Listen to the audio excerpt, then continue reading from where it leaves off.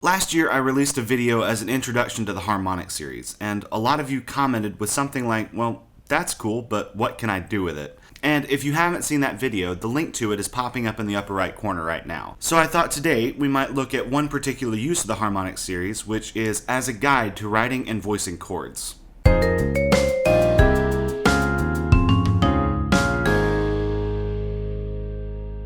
As I said last time, whenever you play or sing a note, the note itself is called the fundamental. And on top of that, there are a bunch of other, way more quiet pitches, which are called overtones or partials. Let's look at the overtone series for A. Now, keep in mind that the fundamental can literally be any pitch. This series just starts on the A below the bass clef to show all of the partials conveniently on the staff. Pitches that are played down in that register have a full sound because of so many of those overtones are in our range of hearing and are reinforcing that pitch. We could also have a fundamental that is higher, and very quickly the overtones go out of our range of hearing. These higher overtones are what give those high notes their shimmer. If we look specifically at the first 6 partials, we have a lovely A major chord. This is the first thing to take note of. Look at the spacing of each chord member. We have the root in the bass, and another at the octave, and then a third one an octave above that. The 5th is the 12th above the fundamental, and again, an octave above that. Then the 3rd doesn't show up until the 5th partial, which is 2 octaves and a third above the fundamental. This sort of open spelling of the chord works really well when orchestrating. Now, the range of instruments in your piece probably doesn't allow for gaps this large, and besides, this spelling has a lot of empty spaces in the middle, so we probably don't want to use this exact voicing, but we can see a general concept. Space at the bottom, and get closer together as we get higher. If we stick 2 voices a third apart in the bass, it can get really muddy really fast, and perhaps you want that particular effect. Remember we said that lower notes have more audible overtones, giving it that rich quality. However, it's also what would cause muddiness if 2 voices are close together in that register. It also doesn't need to be the root and the bass. We can have our chord in an inversion, but we still need to leave some space on the bottom. For example, if we're in first inversion with a third in the bass, perhaps we leave a gap of a 6th up to the root. The interval of a 5th in the bass tends to work really well because the 1st and 5th scale degrees have complementary overtones. However, the science of that is a little beyond this video.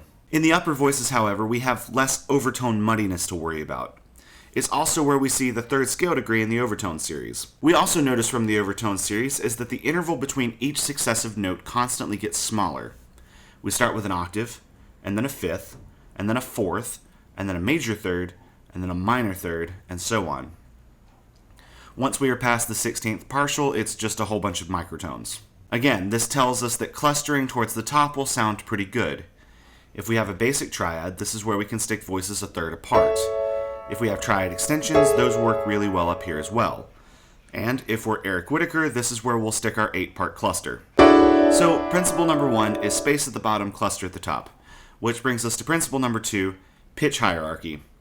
This is what Schoenberg completely destroyed with his 12-tone technique by creating a pitch democracy, but we won't get into that. Obviously, the most important note in any chord is the root.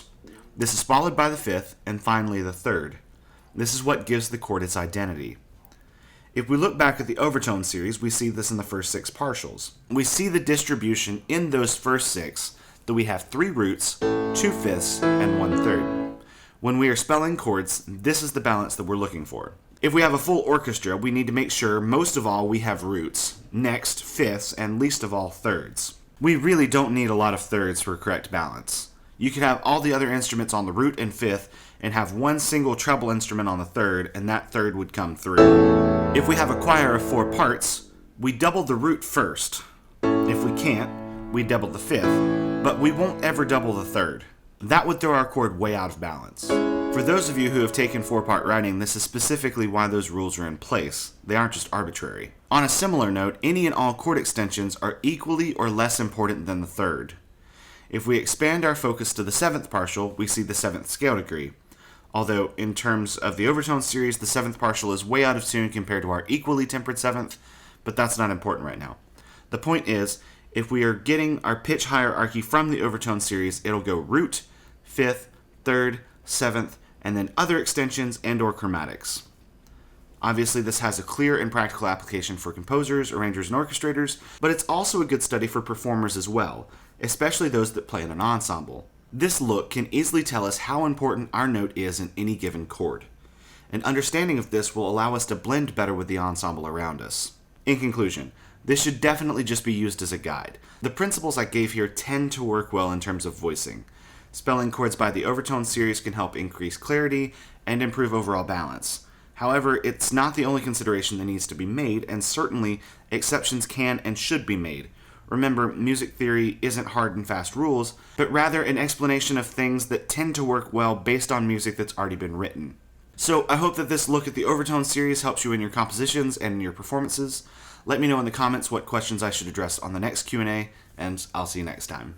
Thanks for watching this episode of 2 Minute Music Theory. If you enjoyed this video, please like, subscribe, and turn on notifications so you don't miss an episode. Also be sure to check out my other channel, Jesse Strickland Music, which is home to all of my compositions. And if you're the kind of person who uses social media, be sure to connect with me over there.